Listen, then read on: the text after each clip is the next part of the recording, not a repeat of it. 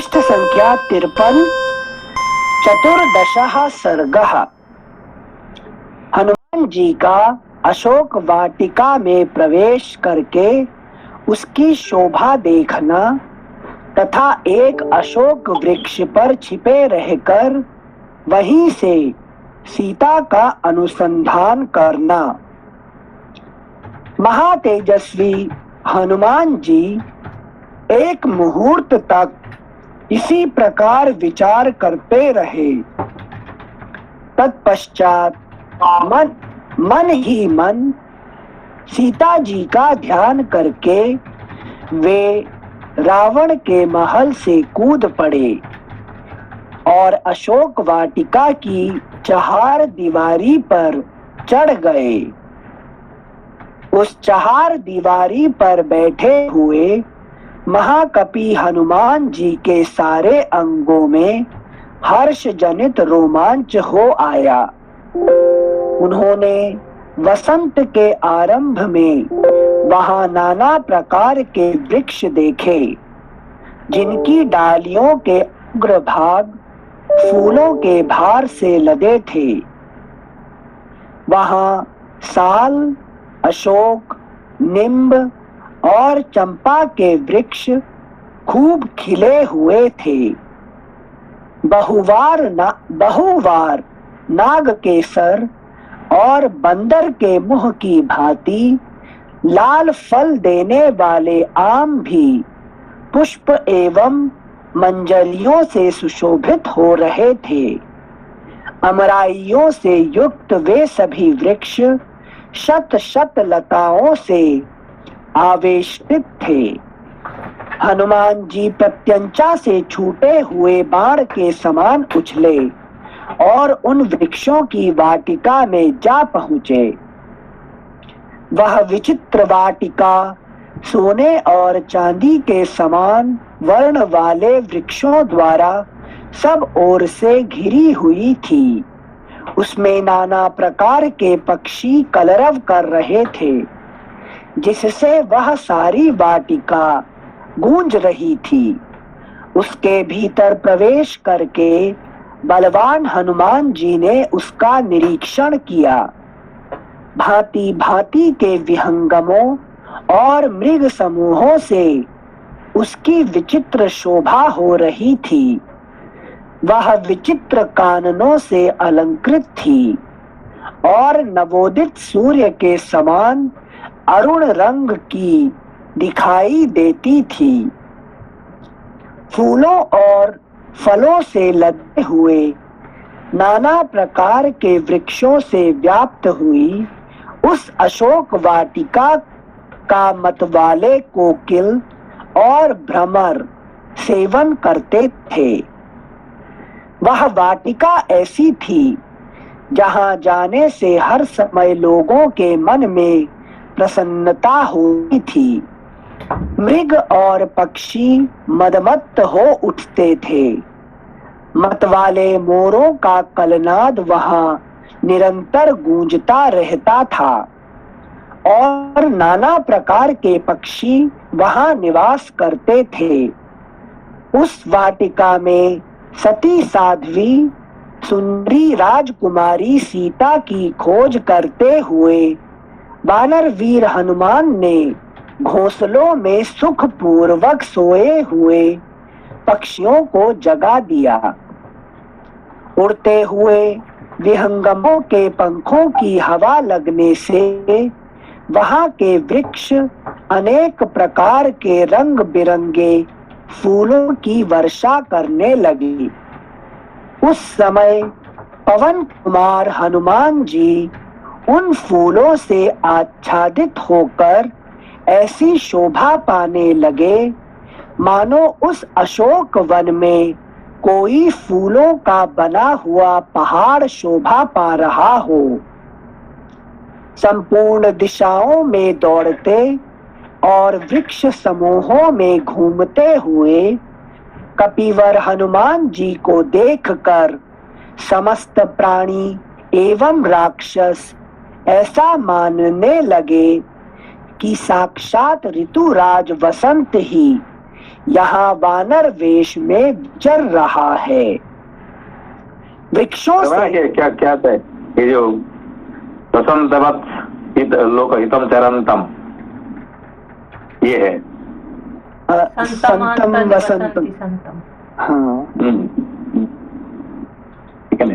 संत जब आते हैं जैसे वसंत ऋतु आ जाता है, ऐसे ही मालूम पड़ता है। अच्छा, थैंक यू सेंसे। इसलिए हनुमान जी को देख के सबको लगा कि वसंत ऋतु आ गया। अच्छा सेंसे, सबको लगा मतलब फूल पौधों को, वृक्षों को, प्रकृति को, या फिर राक्षसों? सबको, सबको भी सबको लगा है कि नहीं? अच्छा, तो लगेगा तो सबको, मगर कोई माने नहीं माने अलग बात है। अच्छा, है कि नहीं? संत तो सबके लिए संत अच्छे है ना। गॉट इट, है कि नहीं? हाँ सेंसे, थैंक यू सेंसे। श्लोक संख्या 12 एक बार फिर से पढ़ते हैं। संपूर्ण दिशाओं में दौड़ते और वृक्ष समूहों में घूमते हुए कपिवर हनुमान जी को देखकर समस्त प्राणी एवं राक्षस ऐसा मानने लगे कि साक्षात ऋतुराज वसंत ही यहाँ वानर वेश में विचर रहा है। वृक्षों से झड़कर गिरे हुए भांति भांति के फूलों से आच्छादित हुई वहां की भूमि फूलों के श्रृंगार से विभूषित हुई युवती स्त्री के समान शोभा पाने लगी।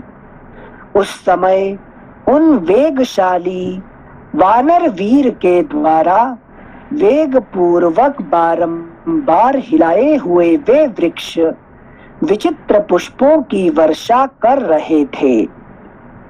इस प्रकार डालियों के पत्ते झड़ जाने तथा फल फूल और अगला पृष्ठ संख्या 54, फल फूल और पल्लवों के टूटकर बिखर जाने से नंग धड़ंग दिखाई देने वाले ये वृक्ष उन हारे हुए जुआरियों के समान जान पड़ते थे जिन्होंने अपने गहने और कपड़े भी दांव पर रख दिए हों। एग्जाम्पल दे रहे हैं। हाँ सबसे पतझड़ का समय होता है ना ऐसा, तो यहाँ फल अच्छा, बट यहाँ वसंत वाल्मीकि जी का एग्जाम्पल कहते हैं। हाँ संसे, जुआरी हार गया, सब कुछ हार गया, अपना कपड़े भी लगा दिया था। हाँ सेंसे, थैंक यू सेंसे। श्लोक संख्या 16।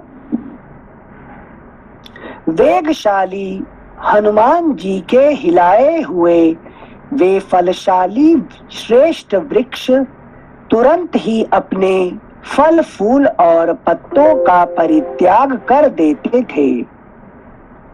पवन पुत्र हनुमान द्वारा कंपित किए गए वे वृक्ष फल फूल आदि के ना होने से केवल डालियों के आश्रय बने हुए थे।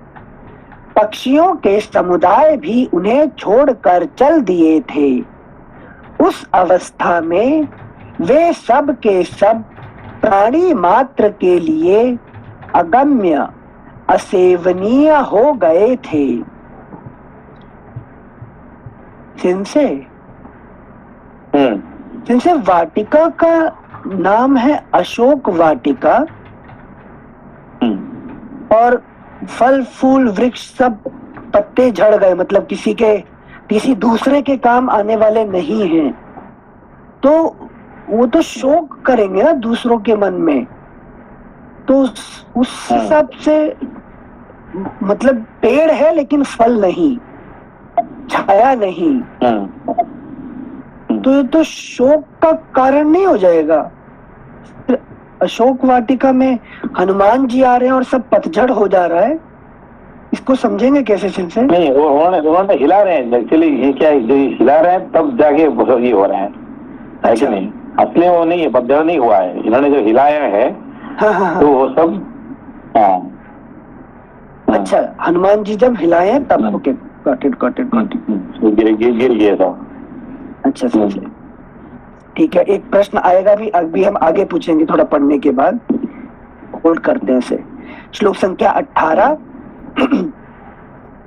जिसके केश खुल गए हैं, अंग राग मिट गए हैं, सुंदर दंतावली से युक्त अधर सुधा का पान कर लिया गया है, तथा जिसके कतिपय अंग नख छत एवं दंत छत से उपलक्षित हो रहे हैं, प्रियतम के उपभोग में आई हुई उस युवती के समान ही उस अशोक वाटिका की भी दशा हो रही थी।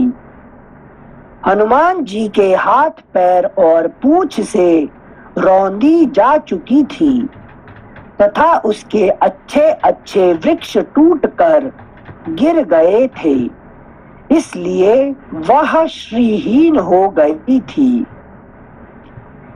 जैसे वायु वर्षा ऋतु में अपने वेग से मेघ समूहों को छिन्न भिन्न कर देती है, उसी प्रकार कपिवर हनुमान ने वहां फैली हुई विशाल लता वल्लरियों के वितान वेग पूर्वक तोड़ डाले। वहां विचरते हुए उन वानर वीर ने पृथक पृथक ऐसी मनोरम भूमियों का दर्शन किया जिनमें मणि, चांदी एवं सोने जड़े गए थे। उस वाटिका में उन्होंने जहां तहां विभिन्न आकारों की बावड़ियां देखी, जो उत्तम जल से भरी हुई और मणिमय सोपानों से युक्त थीं। उनके भीतर मोती और मूंगों की बालुकाएं थीं। जल के नीचे की फर्श स्फटिक मणि की बनी हुई थी और उन बावड़ियों के तटों पर तरह तरह के विचित्र सुवर्णमय वृक्ष शोभा दे रहे थे। तरह तरह के विचित्र सुवर्णमय वृक्ष शोभा दे रहे थे। उनमें खिले हुए कमलों के वन और चक्रवाकों के जोड़े शोभा बढ़ा रहे थे तथा पपीहा, हंस और सारसों के कलनाद गूंज रहे थे। अनेकानेक विशाल तटवर्ती वृक्षों से सुशोभित अमृत के समान मधुर जल से पूर्ण तथा सुखदायिनी सरिताएं चारों ओर से उन बावड़ियों का सदा संस्कार करती थीं। उन्हें स्वच्छ जल से परिपूर्ण बनाए रखती थीं। उनके तटों पर सैकड़ों प्रकार की लताएं फैली हुई थीं। खिले हुए कल्प वृक्षों ने उन्हें चारों ओर से घेर रखा था। उनके जल नाना प्रकार की झाड़ियों से ढके हुए थे तथा बीच बीच में खिले हुए कनेर के वृक्ष गवाक्ष की सी शोभा पाते थे। फिर वहां कपिश्रेष्ठ हनुमान ने एक मेघ के समान काला और ऊंचे शिखरों वाला पर्वत देखा, जिसकी चोटियां बड़ी विचित्र थीं। उसके चारों ओर दूसरे दूसरे भी बहुत से पर्वत शिखर शोभा पाते थे। उसमें बहुत सी पत्थर की गुफाएं थीं और उस पर्वत पर अनेकानेक वृक्ष उगे हुए थे। वह पर्वत संसार भर में बड़ा रमणीय था। कपिवर हनुमान ने उस पर्वत से गिरी हुई एक नदी देखी, जो प्रियतम के अंक से उछलकर गिरी हुई प्रियतमा के समान जान पड़ती थी, जिनकी डालियां नीचे झुककर पानी से लग गई थी। ऐसे तटवर्ती वृक्षों से उस नदी की वैसी ही शोभा हो रही थी, मानो प्रियतम से रूठ कर अन्यत्र जाती हुई युवती को उसकी प्यारी सखियां से आगे बढ़ने से रोक रही हूँ। अगला पृष्ठ एग्जाम्पल है उपमा अलंकार ना सिंसे हाँ सिंसे वाल्मीकि जी की महिमा। पृष्ठ संख्या 55, अगला पृष्ठ श्लोक संख्या 31।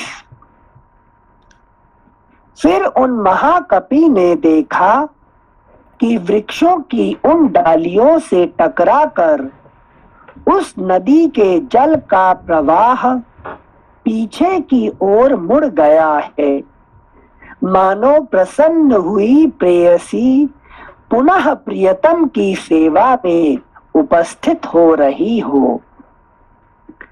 उस पर्वत से थोड़ी ही दूर पर कपिश्रेष्ठ पवन पुत्र हनुमान ने बहुत से कमलमंडित सरोवर देखे, जिनमें नाना प्रकार के पक्षी चहचहा रहे हों।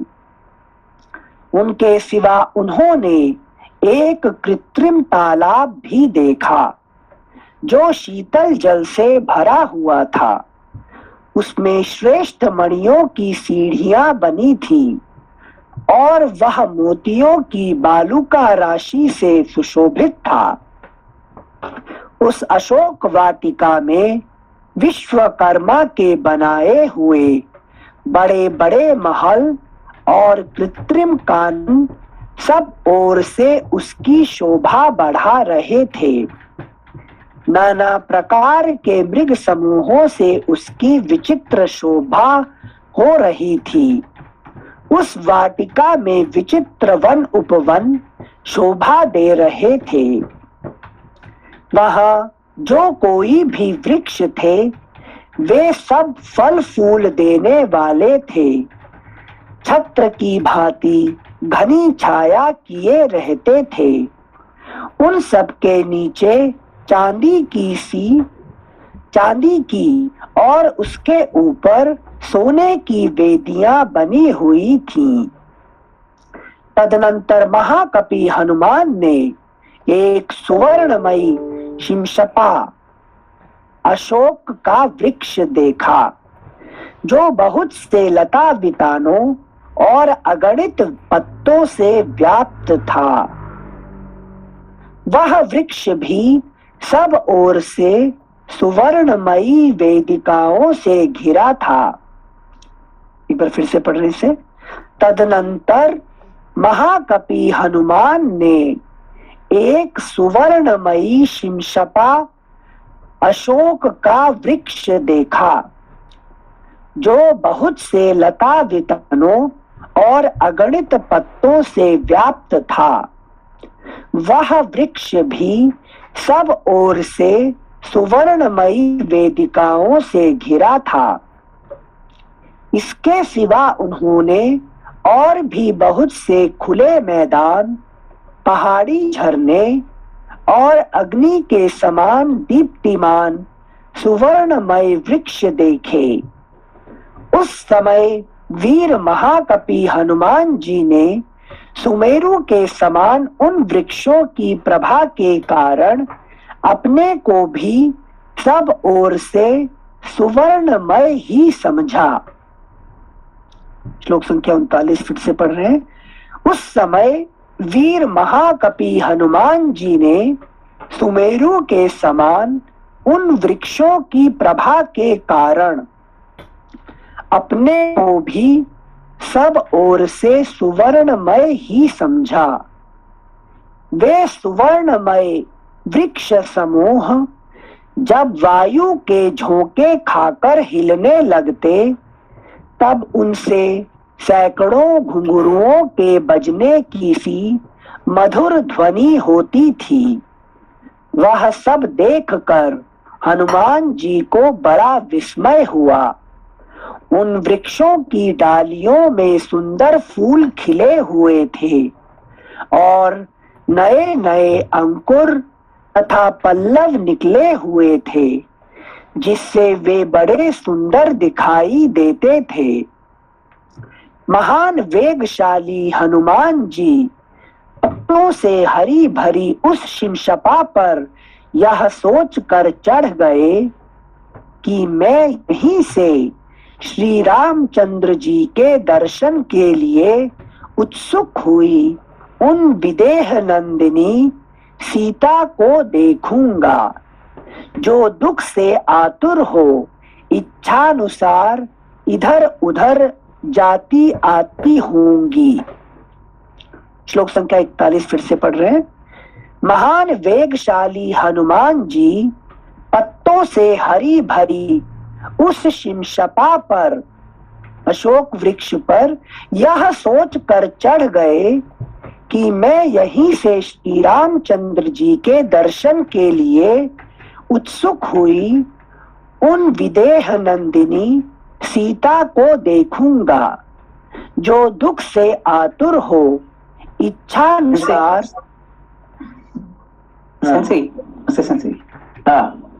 संसी अशोक वाटिका का भी जो वर्णन चल रहा है, तो अशोक वाटिका खुद ही मतलब इतनी बड़ी है वहां पे। पहले तो लंका का वर्णन हुआ था, उसके बाद अशोक वाटिका जो है अपने आप में जो है नदियां हैं, सरोवर हैं, तो इसको कैसे समझें?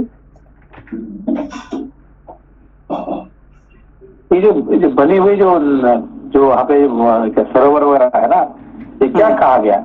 कृत्रिम। कृत्रिम मतलब मैन मेड, लेकिन ये नेचुरल नहीं है। हाँ जी, हाँ जी। हाँ, ये रावण का लोगों ने बनाए है उसको, ठीक है ना। जैसे कि हमारे पार्क बनता है ना, पार्क में ये सब बनाते हैं, ये सरोवर वगैरह ऐसे ही। जी जी, ओके, वैसा बना है। It's not some river which is, इसलिए उनके कृत्रिम कहा गया। मतलब मैन मेड, ठीक है ना। जी जी जी जी सर, थैंक यू।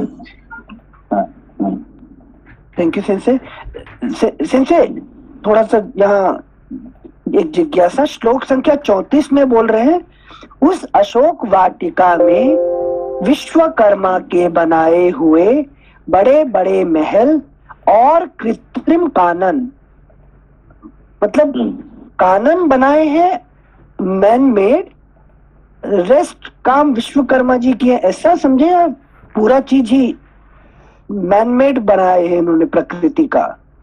नहीं, कुछ तो विश्वकर्मा ने बनाए, उसके बाद फिर रावण ने भी कुछ अपना भी कुछ बनाया ना उसमें से। अच्छा अच्छा, ठीक है ना। तो जो विश्वकर्मा बनाए उसको तो कृत्रिम नहीं कहा जाता है, ठीक है ना, वो प्राकृतिक हो जाता है। कृत्रिम जो रावण और रावण का लोग बनाए हैं उसको कृत्रिम कहा जाता है। ठीक है सेंसे, ठीक है, मतलब नेचुरल ब्यूटी में अपना एडिशन करके आर्टिफिशियल ब्यूटी जो ऐड कर दिया। अच्छा अच्छा, हाँ sensei, thank you sensei, thank you Manish ji. श्लोक संख्या 41 फिर से पढ़ रहे हैं। महान वेगशाली हनुमान जी पत्तों से हरी भरी उस शिमशपा पर यह सोच कर चढ़ गए कि मैं यहीं से श्री रामचंद्र जी के दर्शन के लिए उत्सुक हुई उन विदेह नंदिनी सीता को देखूंगा, जो दुख से आतुर हो इच्छानुसार इधर उधर जाती आती होंगी। दुरात्मा रावण की यह अशोक वाटिका बड़ी ही रमणीय है। चंदन, चंपा और मौलसिरी के वृक्ष इसकी शोभा बढ़ा रहे हैं। इधर यह पक्षियों से सेवित कमल मंडित सरोवर भी बड़ा सुंदर है। राज रानी जानकी इसके तट पर निश्चय ही आती होंगी। रघुनाथ जी की प्रियतमा राज रानी रामा सती साध्वी जानकी वन में घूमने फिरने में बहुत कुशल हैं। वे अवश्य इधर आएंगी, अथवा इस वन की विशेषताओं के ज्ञान में निपुण मृग शावक नयनी सीता आज यहाँ इस तालाब के तटवर्ती वन में अवश्य पधारेंगी, क्योंकि वे रामचंद्र जी के वियोग की चिंता से अत्यंत दुबली हो गई होंगी और इस सुंदर, अगला पृष्ठ, पृष्ठ संख्या 56, और इस सुंदर स्थान में आने से उनकी चिंता कुछ कम हो सकेगी। सुंदर नेत्र वाली देवी सीता भगवान श्री राम के विरह शोक से बहुत ही संतप्त होंगी। वनवास में उनका सदा ही प्रेम रहा है, अतः वे वन में विचरती हुई इधर अवश्य आएंगी। श्री राम की प्यारी पत्नी सती साध्वी जनक नंदिनी सीता पहले निश्चय ही वनवासी जंतुओं से सदा प्रेम करती रही होंगी, इसलिए उनके लिए वन में भ्रमण करना स्वाभाविक है। अतः यहाँ उनके दर्शन की संभावना है ही। यह प्रातः काल की संध्या उपासना का समय है। इसमें मन लगाने वाली और सदा 16 वर्ष की सी अवस्था में रहने वाली अक्षय यौवना जनक कुमारी सुंदरी सीता संध्या कालिक उपासना के लिए इस पुण्य सलिला नदी के तट पर अवश्य पधारेंगी। जो राजा सीता जी का 16 साल से इनसे 16 साल हुआ। इनसे कैसे 16 साल हुआ इनसे? इनका उम्र 16 साल है क्या सच में? नहीं सिंसे, सच में तो नहीं सिंसे। यहाँ बोल रहे हैं ना सदा 16 वर्ष की सी अवस्था में रहने वाली, मतलब 16 मतलब नाइदर एडल्ट नॉर चाइल्डहुड। तो जो शांति की अवस्था, जो इसको जो माया को अपना प्रकृति को क्या कहा जाता है? नित्य षोडशिका रूपा। नित्य षोडशिका रूपा हमेशा 16 साल की रहती है, ना घटती ना बढ़ती, ठीक है ना? नित्य नित्य मतलब हमेशा, नित्य षोडशिका रूपा, उनका रूप जो है ना हमेशा 16 साल की है कि नहीं? अच्छा। 16 साल हो 200 साल हो, इनसे 16 साल ही क्यों बोलते हैं? 16 साल मतलब यौवन के या एवर यंग वाला? के लिए एवर यंग वाला। अच्छा ओके। यहाँ पे ललिता सहस्त्र नाम में आता है, ललिता सहस्त्र नाम है ना देवी के लिए सबसे अच्छी 1000 नाम है, एक नाम है नित्य षोडशिका रूपा। अच्छा, थैंक यू सेंसे। और एक तरह से नित्य षोडशिका रूपा और समस्त जय जननी, मतलब सभी का माता, दो अलग अलग किया आपने। एग्जैक्ट अपोजिट तरीके से हो जाएगा। हाँ, ये एक ही लाइन में है, नित्य षोडशिका रूपा सर्वभूत जननी, तो है कि नहीं, सबकी माँ। और ये रूप है उनका, यही माया है सेंसे, प्रकृति का रूप। Thank you sensei. श्लोक संख्या 49 फिर से पढ़ रहे हैं। यह प्रातः काल की संध्या उपासना का समय है।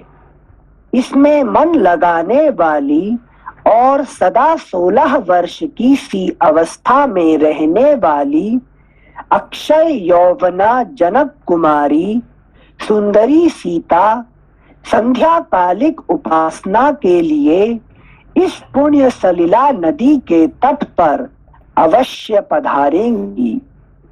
जो राजाधिराज श्री रामचंद्र जी की समादरणीय पत्नी हैं, उन शुभ लक्षणा सीता के लिए यह सुंदर अशोक वाटिका भी सब प्रकार से अनुकूल ही है।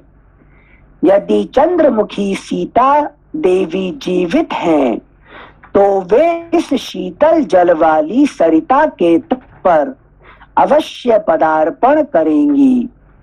ऐसा सोचते हुए महात्मा हनुमान जी नरेंद्र पत्नी सीता के शुभागमन की प्रतीक्षा में तत्पर हो, सुंदर फूलों से सुशोभित तथा घने पत्ते वाले उस अशोक वृक्ष पर छिपे रहकर उस संपूर्ण वन पर दृष्टिपात करते रहे।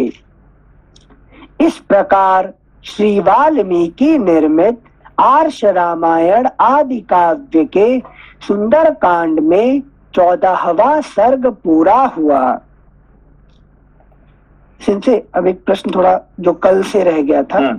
हाँ सिंसे हनुमान जी जब आए थे लंका में, एंटर किए, तो पहले पूरा लंका का बड़ा सा विवरण आया। वहां तक हनुमान जी ने रुक कर कहीं 33 कोटि देवता को प्रणाम नहीं, मतलब सबको धन्यवाद या नमस्कार ये करके ऐसा कुछ कृत्य नहीं किया था। लेकिन जब अशोक वाटिका में एंटर करने से पहले वो ये जो सारी पद्धति फॉलो कर रहे थे, इसका मतलब आध्यात्मिक और आधिदैविक लेवल पे नहीं, बट आदि भौतिक में भी उनको ज्ञान था कि सीता जी यहीं मिलेंगी, तो वो प्रिपेयर हो रहे हैं। देखिए यहाँ पे क्या हुआ है कि अभी तक जो है ना कि मैं कर लूंगा, ये एक भावना रहता मनुष्य की, क्या कि मैं आई कैन डू इट, है कि नहीं।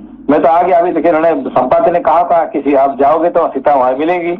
हाँ। तो सीता को आप उन्होंने सारे ढूंढ लिए, रावण का सारे अंतपुर में, लेकिन दारू खाना में, जुआ खेल में, सब जगह ढूंढ के कहीं नहीं मिलेगी। तो उसका मतलब सीता है कि नहीं। तो फिर क्या है कि सारे 33 कोटि देवता सबको उन्होंने प्रणाम करके फिर है कि फिर अभी उनको देवताओं का आशीर्वाद से वो मिल रहा है अभी, ठीक है ना।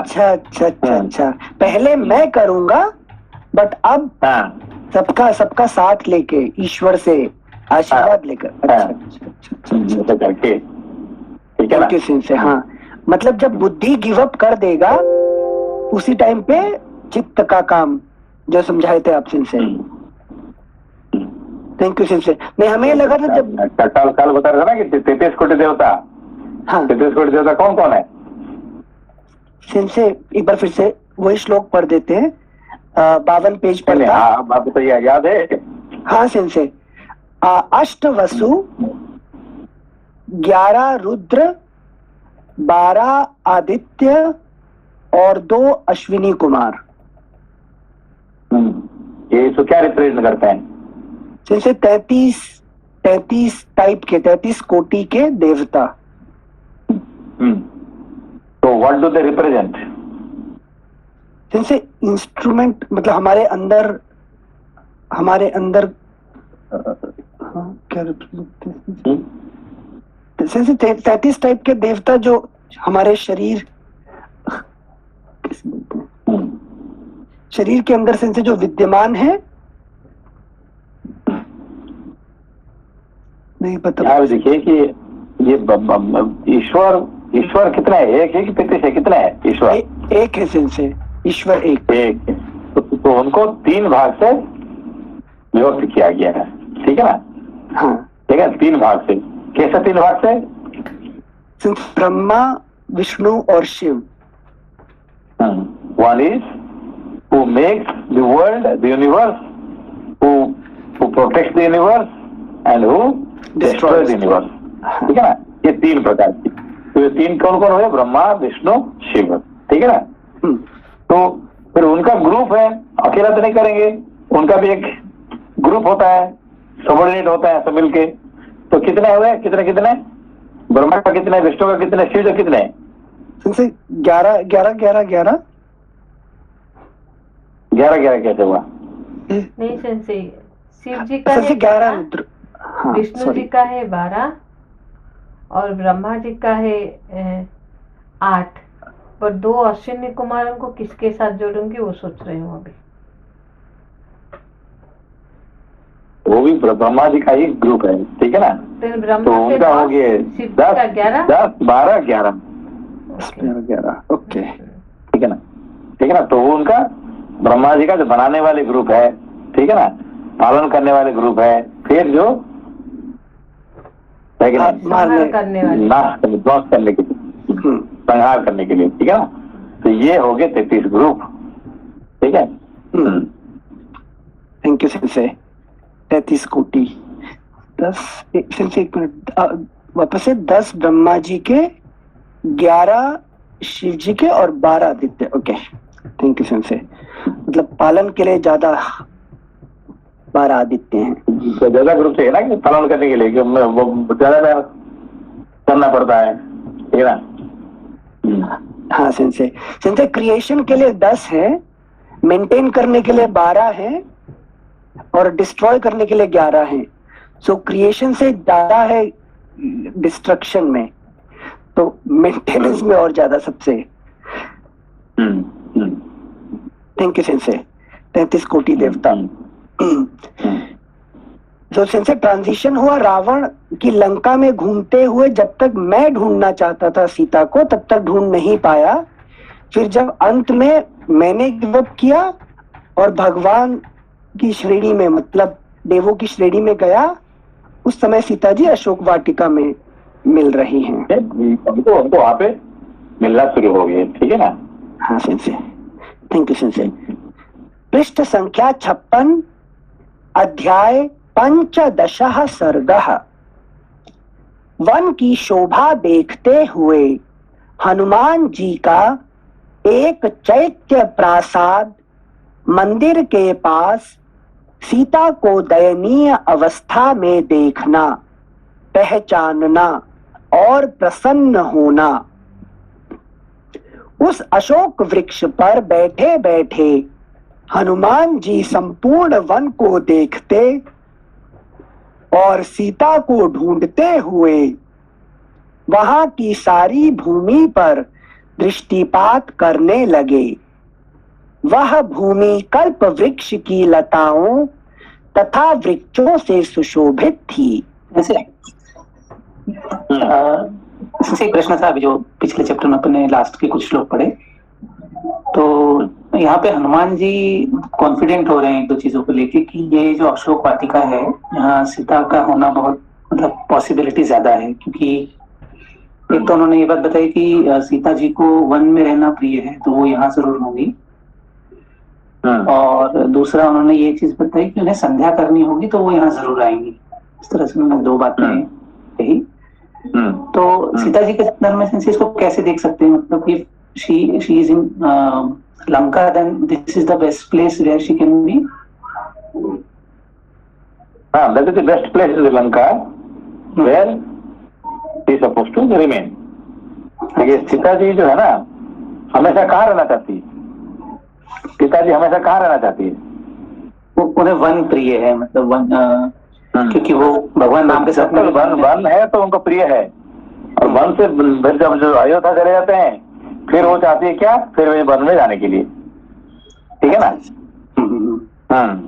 तो हनुमान जी इस स्वभाव को, मतलब सीता जी के इस स्वभाव को अच्छे से जानते हैं, तो वो उन्होंने जो है अपना, मतलब उनका विश्वास यहाँ पे बन गया है इस तरह से। मतलब देखिए सबका जो कर्म होता है ना, जो गुण होता है, वो अपने आप जगह खींच के ले आता है कि नहीं। आप जहाँ पे है तो वहाँ आपका गुण वहां से लेके वहां गया है, लेकिन हम जहाँ पे है सब अपने अपने जगह पे जैसे है कि वो अपना गुण और कर्म वो खींच के ले लेता है, ठीक है ना। तो सीता जी का भी गुण और कर्म उनको खींच के अशोक वाटिका तक ले लिया, ठीक है ना। जी thank you, thank you sir. श्लोक संख्या 2। देखिए कि राम और सीता, ठीक है ना। तो राम और सीता किस ढंग से है? प्रकृति और पुरुष, ठीक है ना। पुरुष राम हुए और सीता हुए प्रकृति। और प्रकृति कहाँ मिलेंगे आपको?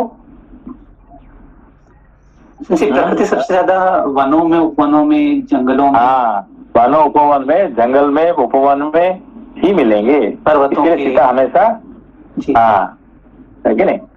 तो यही पे इसीलिए दारू खाना में ढूंढ रहे थे हनुमान जी सीता जी को, है कि नहीं। अंतपुर में ढूंढ रहे थे, है कि नहीं। वो विमान में ढूंढ रहे थे, है कि नहीं। वो कहीं नहीं मिले। आखिर में कहाँ मिलेंगे? जहाँ प्रकृति है कि नहीं, ठीक है ना। जी संजय जी, समझा Sanjay, thank you very much. Thank you sensei. श्लोक संख्या 2। वह भूमि कल्प वृक्ष की लताओं तथा वृक्षों से सुशोभित थी, दिव्य गंध तथा दिव्य रस से परिपूर्ण थी और सब ओर से सजाई गई थी। मृगों और पक्षियों से व्याप्त होकर वह भूमि नंदन वन क्या के उसमें क्या कल्प वृक्ष से भरी हुई थी, ठीक है ना। हाँ, तो कल्प वृक्ष क्यों कहा गया? जिनसे कल्प वृक्ष मतलब सारी इच्छाओं को जो पूर्ण करता है, कल्प कल्प से तो रावण का जगह पे कल्प वृक्ष कहाँ से आ गए? जिनसे लंका तो शिव जी के लिए, शिव जी ने पार्वती जी के लिए बनाई थी ना। नहीं, वो तो अलग ठीक है। अच्छा, पर कल्प वृक्ष जो होता है ना, एक्चुअली क्या है कि जो पेड़ पौधे रहते हैं वो हमेशा देते हैं, लेते नहीं है। They know how to give. वो अपना पत्ते भी देते हैं, उनका फूल भी देते हैं, उनका फल भी देते हैं, और मरने के बाद लकड़ी भी दे देते हैं। तो उनका हर every single thing you can utilize. अच्छा, है कि नहीं? पेड़ पौधे का ये गुण है। हमारा क्या है, अपना शरीर किस काम का आएगा किसी का मरने के बाद? नहीं सुनते, वो दुर्गंध शुरू हो जाएगा। हाँ। लेकिन हम मरने के बाद हमारा शरीर कुछ बहुत जल्दी जलाना पड़ता है। क्यों? कि थोड़ी देर रख देंगे तो वो बदबू निकल जाएगा। हाँ। है कि नहीं? तो मगर पेड़ पौधे की क्या होता है, जिंदा रहे मरे, हाँ, तो भी हम चाहते हैं उसको नहीं फेंकेंगे। आप फेंकते हैं क्या? नहीं, लकड़ी सूख गया, आप फेंक देंगे उसको? और काम का वो भी काम में आ जाए। हाँ। है कि नहीं? तो आग जला दिया, उसके बाद भी आप फेंक देंगे क्या? नहीं, उसके बाद उसका राख को भी काम लगाएंगे। तो उसका एवरी बिट, उसका कौन सा चीज आप फेंकेंगे पेड़ का, बताइए? कुछ भी नहीं सुनते, कुछ भी नहीं फेंक सकते। बाकी सभी जो जीवनधारी है उनका कुछ इस्तेमाल करेंगे, बाकी सब फेंकेंगे सब। है कि नहीं? मगर एक होता है जो है कि नहीं, पेड़ पौधे होते हैं, उनका कुछ फेंकने के लिए कुछ भी नहीं है। ठीक है ना? हाँ सिंसे। इसीलिए चरक जो है ना, चरक संहिता, उनका गुरु जी क्या बोले कि जाओ, जो चीज नहीं है, जो पेड़ पौधे नहीं है, उसको उखाड़ देना। है कि नहीं? उसको क्लीन द गार्डन। है कि नहीं? तो उन्होंने तो दिन भर घूमते बोले क्या फेंकना है उसमें, कौन सा चीज है यहाँ पे, जो जैसे कौन सा पेड़ है जो कोई काम का नहीं है और उसको फेंकने लेके बताओ। है कि नहीं? मुझे तो कुछ भी नजर नहीं आ रहा है कि नहीं? हाँ। किसी से ठीक है, इसीलिए उनको कल्प वृक्ष का नाम दिया गया है, पेड़ पौधे को। ठीक है। अच्छा संजय, कल्प मतलब लॉन्ग लिविंग, बहुत टाइम तक जिंदा रहने वाले, कल्प मतलब इच्छा पूर्ति की सब चीज में देने वाले। तो बहुत सारे अर्थ होता है। अच्छा, तो एक अर्थ होता है कि जो सिर्फ देता है, लेता नहीं है, किससे कुछ लेता नहीं है और देते रहता है। लेकिन आपको कुछ मांगा आपका पेड़ कभी नहीं, लेकिन मुझे दे। लेकिन आपका बिल्ली, कुत्ते, आपका मनुष्य सब आपको मांगते रहता है, दो आएगा, हमें ये दो, वो दो, पैसा दो। है कि नहीं? मगर पेड़ पौधे आपको कभी मांगे? आप पानी भी नहीं देंगे, वो सूखे मर जाएंगे, मगर आपको मांगेंगे नहीं है। ठीक है ना? आप उनको प्यास से, भूखे प्यास से मर जाएंगे, मगर आपसे नहीं मांगेंगे। ठीक है ना? हाँ। Thank you sensei. श्लोक संख्या 2। वह भूमि कल्प वृक्ष की लताओं तथा वृक्षों से सुशोभित थी, दिव्य गंध तथा दिव्य रस से परिपूर्ण थी और सब ओर से सजाई गई थी। मृगों और पक्षियों से व्याप्त होकर वह भूमि नंदन वन के समान शोभा पा रही थी। अट्टालिकाओं तथा राजभवनों से युक्त थी तथा कोकिल समूहों की काकली से कोलाहल पूर्ण जान पड़ती थी। सुवर्णमय उत्पल और कमलों से भरी हुई बावड़ियां उसकी शोभा बढ़ा रही थीं। बहुत से आसन और कालीन वहां बिछे हुए थे। अनेकानेक भूमि गृह वहां शोभा पा रहे थे। सभी ऋतुओं में फूल देने वाले और फलों से भरे हुए रमणीय वृक्ष उस भूमि को विभूषित कर रहे थे। खिले हुए अशोकों की शोभा से सूर्योदय काल की छटा सी छिटक रही थी। पवन कुमार हनुमान ने उस अशोक पर बैठे बैठे ही उस दमकती हुई सी वाटिका को देखा। वहां के पक्षी अगला पृष्ठ संख्या 57। वहां के पक्षी उस वाटिका को बारंबार पत्रों और शाखाओं से हीन कर रहे थे। वृक्षों से झड़ते हुए सैकड़ों विचित्र पुष्प गुच्छों से नीचे से ऊपर तक मानो फूल से बने हुए शोकनाशक अशोकों से फूलों के भारी भार से झुककर पृथ्वी का स्पर्श सा करते हुए खिले हुए कनेरों से तथा सुंदर फूल वाले पलाशों से उपलक्षित वह भूभाग उनकी प्रभा के कारण सब ओर से उद्दीप्त सा हो रहा था। पुन्नाग, श्वेत कमल या नाग केसर, चितवन, चंपा तथा बहुवार आदि बहुत से सुंदर पुष्प वाले वृक्ष जिनकी जड़ें बहुत मोटी थीं, वहां शोभा पा रहे थे। वहां सहस्रों अशोक के वृक्ष थे, जिनमें से कुछ तो सुवर्ण के समान कांतिमान थे, कुछ आग की ज्वाला के समान प्रकाशित हो रहे थे और कोई कोई काले काजल की सी कांति वाले थे। श्लोक संख्या 10 फिर से पढ़ रहे हैं। वहां सहस्रों अशोक के वृक्ष थे, जिनमें से कुछ तो सुवर्ण के समान कांतिमान थे, कुछ आग की ज्वाला के समान प्रकाशित हो रहे थे और कोई कोई काजल की सी कांति वाले थे। वह अशोक वन देवोद्यान नंदन के समान आनंददायी, कुबेर के चैत्र रथ वन के समान विचित्र तथा उन दोनों से भी बढ़कर अचिंत्य, दिव्य एवं रमणीय शोभा से संपन्न था।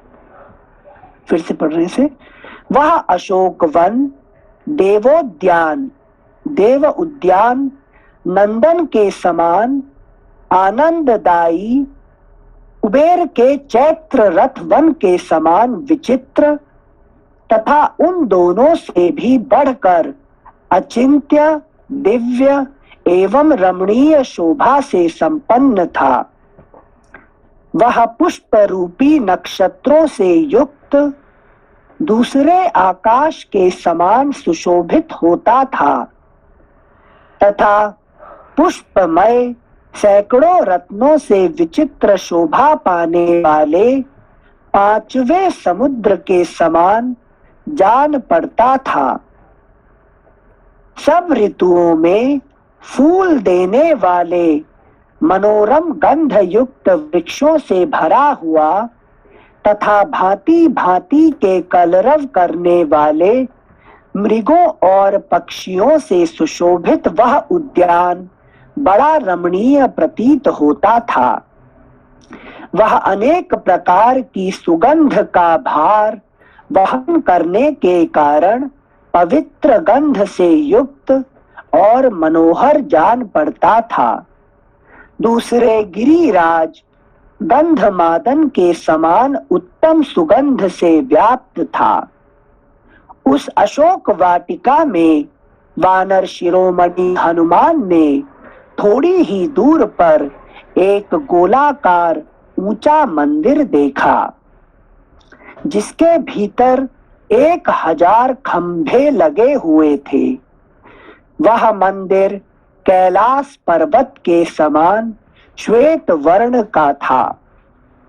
उसमें मूंगे की सीढ़ियां बनी थी तथा तपाए हुए सोने की वेदियां बनाई गई थी। वह निर्मल प्रासाद अपनी शोभा से देदीप्यमान सा हो रहा था। दर्शकों की दृष्टि में चकाचौंध सा पैदा कर देता था और बहुत ऊंचा होने के कारण आकाश में रेखा खींचता सा जान पड़ता था। वह चैत्य प्रासाद मंदिर देखने के अनंतर वह चैत्य प्रासाद मंदिर देखने के अनंतर उनकी दृष्टि वहां एक सुंदरी स्त्री पर पड़ी, जो मलिन वस्त्र धारण किए राक्षसियों से घिरी हुई बैठी थी। वह उपवास करने के कारण अत्यंत दुर्बल और दीन दिखाई देती थी तथा बारंबार सिसक रही थी। शुक्ल पक्ष के आरंभ में चंद्रमा की कला जैसी निर्मल और कृश दिखाई देती है, वैसी ही वह भी दृष्टिगोचर होती थी। सिंसे मंदिर को चैत्य प्रासाद, ये क्या संस्कृत में चैत्य प्रासाद बोलते हैं मंदिर को? चैत्य प्रसाद को भी जो सबसे सुंदर ये बनता है उसको चैत्य प्रसाद कहते हैं। अच्छा, तो ओके ओके, मतलब वो चित्त या चित्रा नक्षत्र उससे कुछ रिलेटेड ऐसा नहीं है ना? चैत्य प्रसाद कहते हैं। अच्छा ओके, थैंक यू सिंसे। श्लोक संख्या 20। धुंधली सी स्मृति के आधार पर कुछ कुछ पहचाने जाने वाले अपने रूप से वह सुंदर प्रभा बिखेर रही थी और धुएं से ढकी हुई अग्नि की ज्वाला के समान जान पड़ती थी। एक ही पीले रंग के पुराने रेशमी वस्त्र से उसका शरीर ढका हुआ था। वह मलिन अलंकार शून्य होने के कारण कमलों से रहित पुष्करिणी के समान श्रीहीन दिखाई देती थी। अगला एग्जाम्पल है, जैसे एग्जाम्पल है पुष्करिणी है और उसमें कमल नहीं है। हाँ। तो उसका श्रीहीन होता है। अच्छा अच्छा, मतलब पुष्करिणी है तो पुष्करिणी का होना ही मतलब कमल तो होगा ही, उसमें नहीं है मतलब श्रीहीन। तालाब है और जहाँ कमल नहीं है उसका मतलब कमल तालाब का कोई मतलब नहीं है। हाँ, थैंक यू सेंसे। अगला पृष्ठ संख्या 58, 58। वह तपस्विनी मंगल ग्रह से आक्रांत रोहिणी के समान शोक से, एग्जाम्पल लिखिए, मंगल ग्रह से आक्रांत रोहिणी समान, ये भी लेकिन मंगल ग्रह और रोहिणी ये दोनों है कि नहीं, वो जो बड़ा डेंजरस ये होता है कि नहीं। ये थोड़ा समझाइए सेंसे, बताइए क्या ज्योतिष के हिसाब से कि रोहिणी और मंगल का संसर्ग? ज्योतिष के हिसाब से और देखने में भी हाँ। है कि नहीं। अच्छा, मतलब साथ में होना मीन्स खतरनाक। जैसे रोहिणी को सबसे सुंदर नक्षत्र माना जाता है कि नहीं, चंद्रमा का सबसे प्यारी नक्षत्र है, ठीक है ना। हाँ। तो और मंगल ग्रह जो है थोड़ा है कि नहीं, वो थोड़ा क्या कहते हैं, थोड़ा भयंकर होता है। तो ये दोनों जुड़ने से जैसे होता है ऐसे यहाँ पे इसका एग्जाम्पल कितना अच्छे से देखिए यहाँ देंगे हम यहाँ पे, ठीक है। हाँ संजय, थैंक यू संजय। श्लोक संख्या 22। वह तपस्विनी मंगल ग्रह से आक्रांत रोहिणी के समान शोक से पीड़ित, दुख से संतप्त और सर्वथा क्षीणकाय हो रही थी। उपवास से दुर्बल हुई उस दुखिया नारी के मुंह पर आंसुओं की धारा बह रही थी। वह यहाँ से जो वर्णन आएगा, यहाँ से जो वर्णन आएगा, आप देखिए हनुमान जी जब राम जी से मिले हैं उस समय का वर्णन आप याद करिए, और हनुमान जी और सीता जी से मिल रहे हैं उस समय का वर्णन यहाँ पे देखेंगे आप, ठीक है ना। ये दोनों आप जो हनुमान जी जिसके मिलते हैं तो उनका वर्णन देखिए कैसे होता है, ठीक है ना। इसके बाद थोड़ा कंसंट्रेशन रखिए। ठीक है सिंसे, थैंक यू। श्लोक संख्या 23।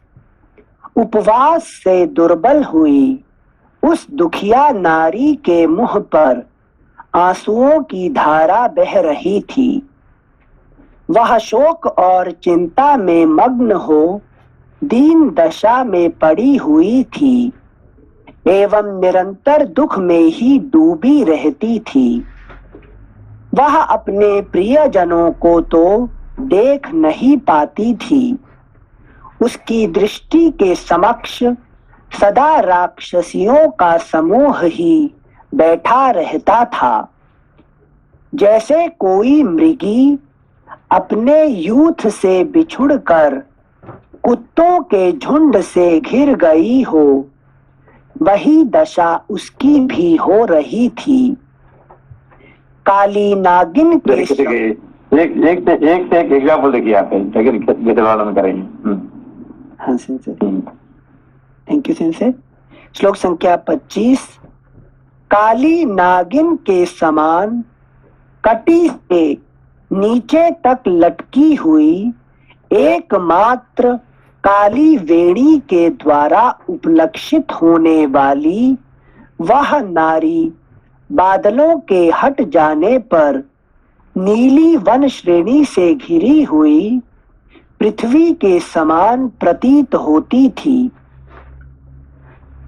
वह सुख भोगने के योग्य थी, किंतु दुख से संतप्त हो रही थी। इसके पहले उसे संकटों का कोई अनुभव नहीं था। उस विशाल नेत्रों वाली अत्यंत मलिन और क्षीणकाय अबला का अवलोकन करके युक्ति युक्त कारणों द्वारा हनुमान जी ने यह अनुमान किया कि हो ना हो यही सीता है। फिर से पढ़ने श्लोक संख्या 26। वह सुख भोगने के योग्य थी, किंतु दुख से संतप्त हो रही थी। इसके पहले उसे संकटों का कोई अनुभव नहीं था। उस विशाल नेत्रों वाली अत्यंत मलिन और क्षीणकाय अबला का अवलोकन करके युक्ति युक्त कारणों द्वारा हनुमान जी ने यह अनुमान किया कि हो ना हो यही सीता है। इच्छानुसार रूप धारण करने वाला वह राक्षस जब सीता जी को हर कर ले जा रहा था, उस दिन जिस रूप में उनका दर्शन हुआ था, कल्याणी नारी भी वैसे ही रूप से युक्त दिखाई देती है। देवी सीता 23 नंबर सेंस है। मतलब जैसा जब रावण जैसे हर के लाया था सीता जी को, यहाँ पर आकर उन्होंने कोई अलंकार नहीं धारण किया है, तो उनकी अवस्था राम में ही लीन है अभी भी। दोबारा पढ़िए। Thank you sensei. श्लोक संख्या 27। इच्छानुसार रूप धारण करने वाला वह राक्षस जब सीता जी को हर कर ले जा रहा था, उस दिन जिस रूप में उनका दर्शन हुआ था, कल्याणी तो क्या किसका दर्शन हुआ था? जिनसे सीता जी ने सारे अपने आभूषण अलंकार सब कुछ फेंक दिए थे, तो मतलब बिना श्रृंगार के, बिना आभूषणों के जब रावण जिस अवस्था में ले गया था, तो बेसिकली उनका श्री उस टाइम श्रीहीन हो गई है, ऐसा समझ पा रहे हैं जिनसे हम रावण से मिलते हैं। और एक बार पढ़िए। अच्छा समझे। श्लोक संख्या 27। इच्छानुसार रूप धारण करने वाला वह राक्षस जब सीता जी को हर कर ले जा रहा था उस दिन, हर लेके जा रहा था, तो रावण हर लेके जा रहा था, लेकिन उस दिन जिस रूप में उनका दर्शन हुआ था, कल्याणी, मतलब हनुमान जी का दर्शन हुआ था, हनुमान जी दर्शन किए थे। अच्छा, ओके ओके ओके ओके। से हनुमान उसी का उन्होंने जहाँ जो जो जो जो 5 बैठे थे, है कि नहीं, और 5 का ऊपर सुग्रीव, जाम्बवान, नल, नील और हनुमान जी थे, और वो ऊपर से हर के लेके जा रहा था, उन्होंने देखे थे। अच्छा, है कि नहीं, थोड़ा झलक आया था उनको, मतलब पूरा नहीं देखे थे, थोड़ा बहुत दर्शन हुआ था, ठीक है ना। Thank you sensei. अच्छा, स्मृति आ गई उनको। श्लोक संख्या 27। इच्छानुसार रूप धारण करने वाला वह राक्षस जब सीता जी को हर कर ले जा रहा था उस दिन जिस रूप में उनका दर्शन हुआ था, कल्याणी नारी भी वैसे ही रूप से युक्त दिखाई देती है। तो वो जो हमने देखा था ऊपर, वही यहाँ पे जो बैठी हुई है उससे मिलती जुलती है, ठीक है ना। अच्छा, हाँ सिंसे, थैंक यू सिंसे। श्लोक संख्या 28।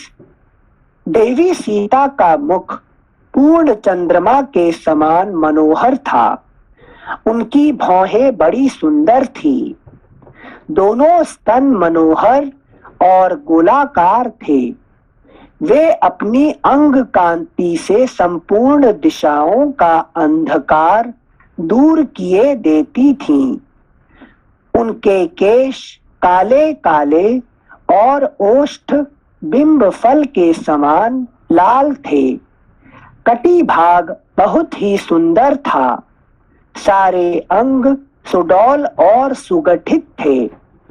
कमल नयनी सीता कामदेव की प्रेयसी रति के समान सुंदरी थी, पूर्ण चंद्रमा की प्रभा के समान समस्त जगत के लिए प्रिय थी। उनका शरीर बहुत ही सुंदर था, वे नियम परायणा तापसी के समान भूमि पर बैठी थीं। यद्यपि वे स्वभाव से ही भीरू और चिंता के कारण बारंबार लंबी सांस खींचती थीं, तो भी दूसरों के लिए नागिन के समान भयंकर थीं। वे विस्तृत महान शोक जाल से आच्छादित होने के कारण विशेष शोभा नहीं पा रही थीं। धुएं के समूह से मिली हुई अग्नि शिखा के समान दिखाई देती थीं। वे संदिग्ध अर्थ वाली स्मृति भूतल पर गिरी हुई रिद्धि। ये सूत्र है, ये सूत्र वाला है, लेकिन ये इसको थोड़ा ध्यान से पढ़िए। अच्छा सुनसे। श्लोक संख्या 33। वे संदिग्ध अर्थ वाली स्मृति भूतल पर गिरी हुई रिद्धि, टूटी हुई श्रद्धा, भग्न हुई आशा, विघ्न युक्त सिद्धि, कलुषित बुद्धि और मिथ्या कलंक से भ्रष्ट हुई कीर्ति के समान जान पड़ती थी। फिर से पढ़ते से एक बार। मतलब स्मृति है, लेकिन वे संदिग्ध अर्थ वाली स्मृति, भूतल पर गिरी हुई रिद्धि, जो पृथ्वी पर गिर गई है ऐसी रिद्धि, टूटी हुई श्रद्धा। अच्छा, श्रद्धा टूट जाने से क्या होता है? कोई मतलब नहीं है। हाँ। श्रद्धा है वो टूट गया, है कि नहीं? तो है ही नहीं, इसका अर्थ ही नहीं है।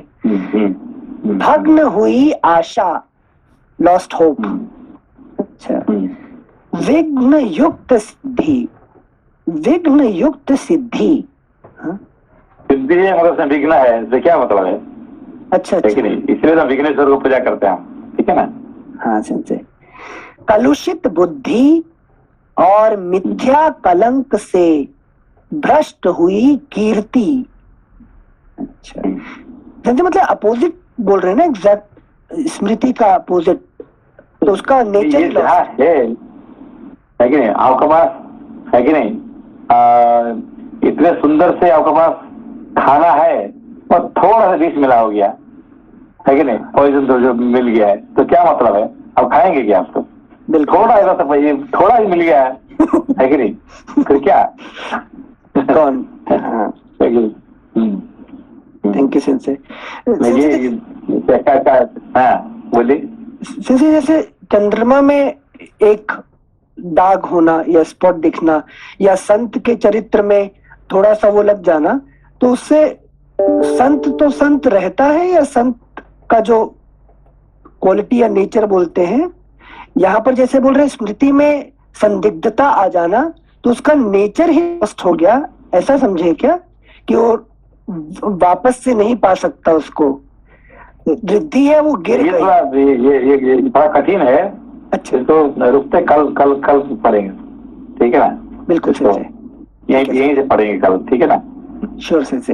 33 से पढ़ते हैं फिर कल। प्रणाम सेंसे। प्रणाम प्रणाम।